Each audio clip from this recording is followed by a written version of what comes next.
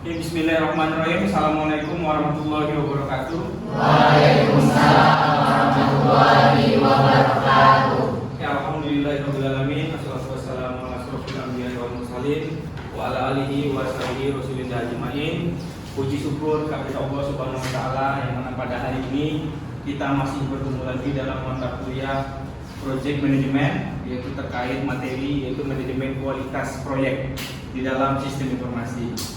Kemudian salawat beriring salam marilah kita hantarkan kepada Nabi besar kita Nabi Muhammad SAW. Allahumma sholli ala sayyidina Muhammad wa ala ali Muhammad. Oke, sebelumnya kita sudah belajar terkait project management.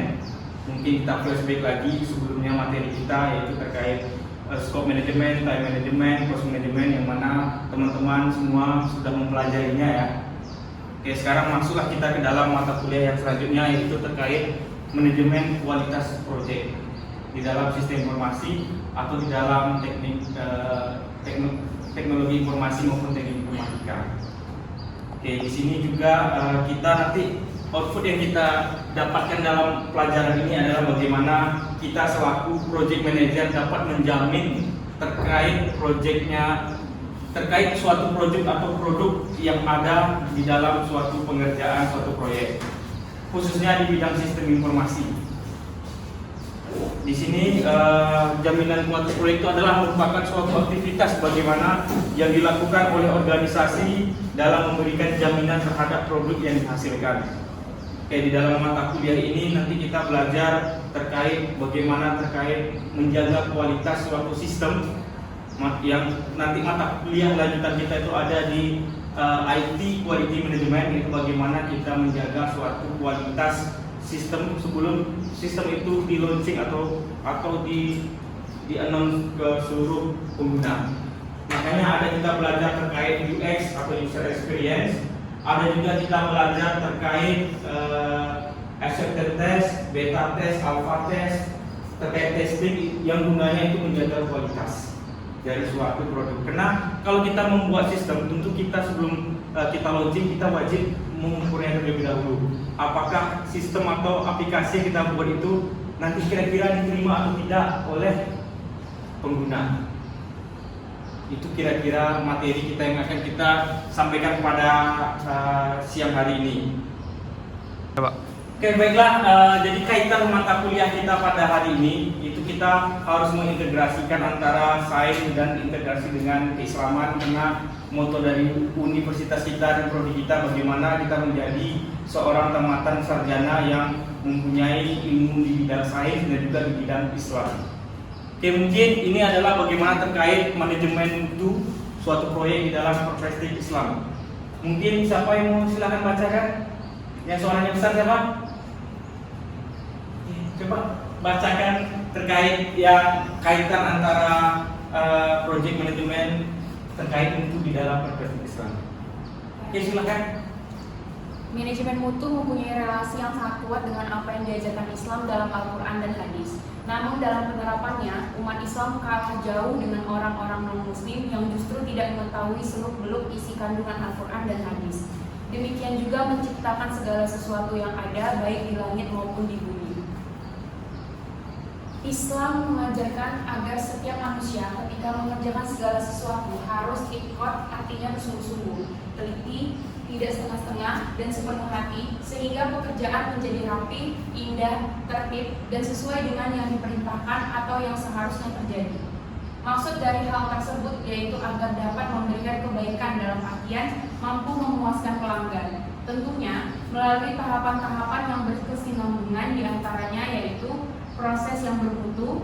Proses yang bermutu dapat dilakukan apabila sumber daya manusia yang bekerja secara optimal mempunyai komitmen dan istiqomah dalam pekerjaannya. Oke, terima kasih atas penjelasannya. Itu adalah kaitan terkait project management di bagian kualitas dengan perspektif Islam. Jadi erat kaitannya yang kita pelajari semua dalam kehidupan sehari-hari dalam dunia Islam juga. Itulah bagaimana integrasi antara keilmuan Islam dan juga sains. Ini bagaimana implementasi dalam penggunaan aplikasi terkait kualitas suatu sistem. Jadi di sini Bapak banyak menghasilkan karya ilmiah terkait bagaimana kita membuat suatu kualitas atau mengukur suatu kualitas website atau aplikasi yang kita publikasikan di dalam penelitian. Ini adalah Google Scholar, jadi kita bisa cek penelitian-penelitian terkait proyek kualitas manajemen di bidang sistem informasi itu di dalam Google Scholar maupun DOAJ maupun di dalam semua database yang berisikan terkait artikel-artikel ilmiah. Di sini Bapak juga pernah melakukan namanya membuat suatu penelitian. Contohnya di sini bagaimana Bapak mengukur kualitas terkait e-kampus bersama Rahmadani dan Asri Purbati terkait bagaimana mengintegrasikan WebQual 4.0, kemudian important performance analysis, kemudian customer satisfaction index dalam website e-kampus yang gunanya kita dapat mengukur di mana kelemahan-kelemahan yang pada website tersebut, apa yang harus dibuang, apa yang harus dipertahankan dalam website tersebut. Jadi itu kita untuk menjaga kualitas dari website tersebut. Itu yang kita lakukan di dalam sekarang ini, dalam mata kuliah ini, yaitu project manajemen kualitas sistem informasi, dan lanjutannya nanti adalah IT quality management. Bagaimana kita menjaga kualitas dari suatu website maupun suatu aplikasi dengan menggunakan beberapa metode yang ada nanti kita cek di dalam Google Scholar. Itu banyak metodenya, jadi kita bisa ambil dan kita manfaatkan untuk dalam pembuatan TA kita atau skripsi kita. Jadi mata kuliah Bapak ini Bapak harapkan nanti semuanya wajib mempunyai judul, kemudian dalam bentuk proposal sehingga kalian bisa menggunakannya untuk proposal tugas akhir. Kan judul kita kan project kualitas. Kita membuat project suatu sistem informasi, kemudian kita ukur kualitasnya. Itu kita jadikan judul skripsi kita. Oke, mungkin ada yang mau bertanya terkait mata kuliah kita? Oke, coba siapa namanya? Perkenalkan diri kemudian bertanya terkait apa yang tidak atau apa yang ingin lebih dijelaskan lagi. Assalamualaikum warahmatullahi wabarakatuh. Waalaikumsalam warahmatullahi wabarakatuh. Perkenalkan, nama saya Dildani Putri. Di sini saya ingin bertanya, Pak, apa saja yang dapat digunakan dalam mengukur kualitas sistem informasi? Apa saja yang dapat digunakan untuk mengukur kualitas sistem informasi? Oke, baiklah, terima kasih kepada saudari Winda. Pertanyaannya sangat menarik ya. Karena apa saja yang harus kita gunakan dalam mengukur suatu sistem informasi, boleh itu website, boleh itu aplikasi, maupun yang berkaitan terkait sistem informasi. Jadi banyak yang kita gunakan ya, banyak tools, ada beberapa tools dalam menggunakan menjaga kualitas suatu website atau aplikasi. Contohnya kayak kita ada framework juga, contohnya seperti Cobit, ITIL. Kemudian ada juga kayak UX itu juga menjaga kualitas suatu website atau aplikasi. Yang mana kalau UX itu bagaimana perasaan pengguna. Bagaimana perasaan pengguna, kita tes kepada, misalnya kita ini punya aplikasi, kita tes kepada pengguna bagaimana perasaan dia menggunakannya, apakah nyaman atau tidak. Jadi kan kalau tidak nyaman itu kita perbaiki sebagai developer. Ada lagi yang menggunakannya dengan menggunakan seperti statistik, yaitu bagaimana dia melakukan uji hipotesis. Kayak banyak yang menggunakan tadi WebQual, kayak IPA. IPA ini adalah metode bagaimana menjaga kualitas, yang mana kita melihat kira-kira seperti Winda, harapan terhadap website itu apa. Tapi kenyataannya apa? Harapannya poinnya 4, kenyataannya poinnya 2. Berarti kan tidak sesuai dengan kenyataan. Berarti harapannya minus 2, berarti terjadi gap antara harapan dan kenyataan. Disitulah nanti kira-kira bagiannya di mana, apakah ini perlu dibuang atau perlu diperbaiki atau tetap dipertahankan. Ada lagi metodenya TAM, Technology Acceptance Model.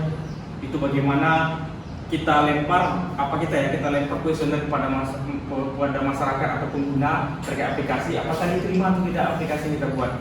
Ada juga seperti IS Success Model, Declone. Itu juga kita uji hipotesisnya. Ada apakah konten, apakah informasinya, apakah tampilannya. Itu bisa juga dengan UI. Kayak Umar Dhani kan membuat penelitian dengan UI, karena itu masih bimbingan Bapak ya, tapi tidak ada bimbingan sama Bapak sama sekali. Sementara waktu ya. Jadi Dhani rencananya membuat UI Dia itu tentu dia sebelum buat UI tentu dia melakukan namanya nanti melakukan wawancara kepada pakar, tergantung metode yang digunakannya. Bisa UCD, bisa HE, bisa dan lain-lainnya. Jadi di situ nanti kita harapan dari mata kuliah Bapak ini kalian semua nanti mempunyai satu proposal yang bisa kalian angkat untuk menjadi seminar proposal kalian di tugas akhir. Oke, jadi kesimpulan mata kuliah kita pada hari ini yaitu bagaimana pentingnya dalam menjaga kualitas suatu aplikasi atau produk yang kita buat dalam suatu proyek. Karena dengan menjaga kualitas ini kita akan bisa meyakinkan customer atau klien kita bahwa kita akan digunakan lagi atau dipercaya lagi untuk mengikuti proyek-proyek selanjutnya. Dan juga buat pengembang juga jadi bisa menemukan kesalahan atau error atau bug atau failure dan lain-lainnya di dalam aplikasi mereka, dan mereka bisa memperbaikinya dengan secepat-cepatnya sehingga dapat memuaskan pengguna. Mungkin itu saja yang bisa Bapak sampaikan pada pertemuan pada siang hari ini. Akhir kata, wabillahi taufiq wal hidayah. Wassalamualaikum warahmatullahi wabarakatuh. Waalaikumsalam.